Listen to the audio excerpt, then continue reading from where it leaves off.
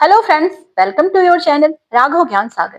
कैसे हैं आप सभी? आई होप आप सभी बहुत अच्छे होंगे। फ्रेंड्स, आज का जो जीके का टॉपिक है वो है राज्यसभा। राज्यसभा से संबंधित बहुत से प्रश्न प्रतियोगी परीक्षाओं में पूछे जाते हैं। फ्रेंड्स, आज हम इसको वन लाइनर्स में कवर करेंगे और थोड़ा सा आपको जानकारी देते हुए, वर्तमान में राज्यसभा सदस्यों की संख्या कितनी है? तो वर्तमान में जो राज्यसभा सदस्यों की संख्या है वो है 245। राज्यसभा के लिए प्रत्येक राज्य के प्रतिनिधियों का चुनाव कौन करता है? तो राज्यसभा के लिए जो प्रतिनिधियों का चुनाव होता है वो करने के लिए जाते हैं जितने भी राज्य हैं उनके विधानसभाओं के निर्वाचित सदस्य या एमएलए, जिसको एमएलए आप कहते हैं, ये लोग जाते हैं। अब बात करते हैं राज्यसभा में राज्यों का प्रतिनिधित्व किस पर निर्भर करता है। तो कौन से राज्य से कितने प्रतिनिधि होंगे राज्यसभा में, ये उस राज्य की जनसंख्या पर निर्भर करता है। जिस राज्य की जनसंख्या ज्यादा होगी वहां से प्रतिनिधियों की संख्या राज्यसभा के अंदर ज्यादा होगी। अब आते हैं, राज्यसभा में किस राज्य के प्रतिनिधियों की संख्या सर्वाधिक है? तो फ्रेंड्स, आप सभी जानते हैं उत्तर प्रदेश की जनसंख्या सबसे ज्यादा है। इस कारण से उत्तर प्रदेश के प्रतिनिधियों की संख्या राज्यसभा में अधिक है। राज्यसभा सदस्य का कार्यकाल कितना होता है? तो राज्यसभा के जो सदस्य होते हैं इनका कार्यकाल 6 साल का होता है और प्रत्येक वर्ष 2/3 सदस्य रिटायर हो जाते हैं 6 इयर्स के बाद। इसके बाद आते हैं, राज्यसभा का सदस्य बनने के लिए न्यूनतम आयु कितनी होनी चाहिए? तो राज्यसभा का सदस्य बनने के लिए न्यूनतम आयु 30 वर्ष होनी चाहिए। किस सदन को भंग नहीं किया जा सकता? तो फ्रेंड्स, लोकसभा को तो भंग किया जा सकता है लेकिन राज्यसभा को भंग नहीं किया जा सकता है। लोकसभा व राज्यसभा में गण पूर्ति संख्या क्या है? कुल सदस्य संख्या का 1/10 भाग। वह कौन सा सदन है जिसका अध्यक्ष उस सदन का सदस्य नहीं होता? तो ये है राज्यसभा। लोकसभा द्वारा पारित धन विधेयक राज्यसभा को प्राप्त होने के कितने दिन बाद तक लोकसभा को लौटाया जा सकता है?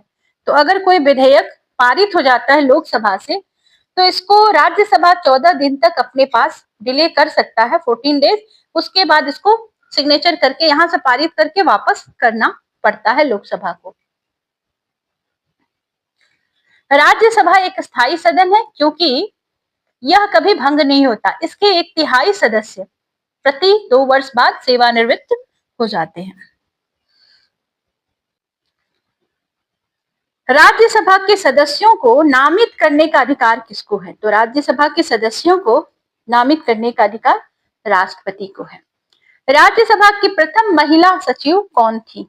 तो प्रथम जो महिला सचिव थी इनका नाम था वीएस रमा देवी। महिला सचिव वीएस रमा देवी। राज्यसभा का पहली बार गठन कब हुआ था? तो ये हमारे यहाँ राज्यसभा की पहली बार गठन हुआ था 3 अप्रैल 1952। राज्यसभा की प्रथम बैठक कब हुई? तो 3 अप्रैल को तो यह गठन हुआ था लेकिन 13 मई 1952 को राज्यसभा की प्रथम बैठक जो थी वो स्वतंत्र भारत में की गई। भारत में किसकी स्वीकृति के बिना कोई भी सरकारी खर्चा नहीं किया जा सकता है? तो भारत में संसद की स्वीकृति के बिना किसी भी प्रकार के सरकारी फंड से किसी भी प्रकार का खर्च नहीं लिया जा सकता या नहीं किया जा सकता है। राज्यसभा के सभापति की अनुपस्थिति में राज्यसभा का संचालन कौन करता है?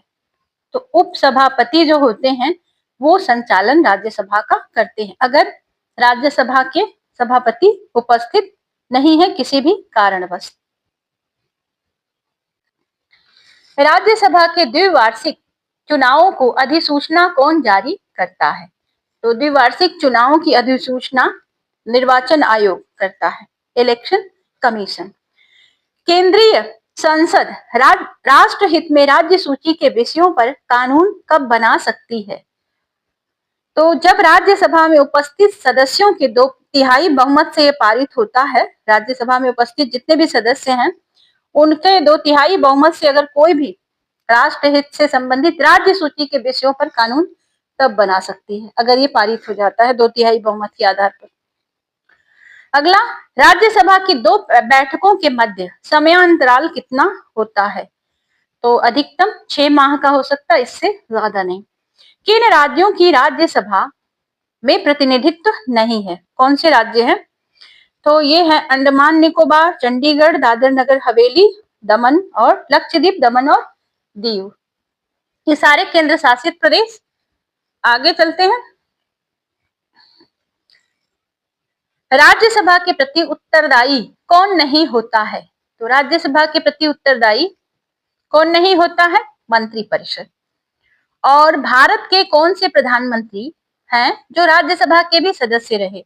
तो भारत के प्रधानमंत्री इंदिरा गांधी और मनमोहन सिंह, ये 2 हैं जो राज्यसभा के भी सदस्य रहे। इसके अलावा और भी हैं, मैं आपको बता देती हूँ ट्रिक के द्वारा।